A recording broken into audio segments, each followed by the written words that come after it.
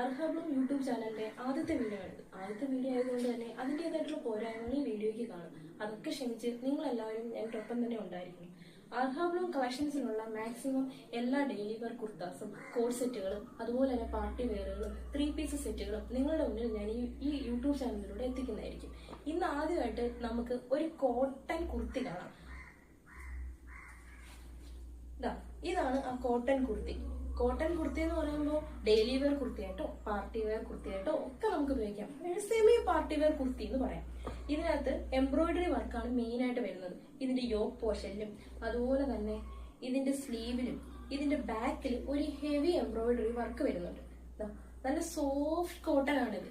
ഇതിന്റെ മീഡിയം സൈസും ലാർജ് സൈസും എക്സൽ സൈസും ഡബിൾ എക്സൽ സൈസും നമുക്ക് അവൈലബിൾ ആണ്.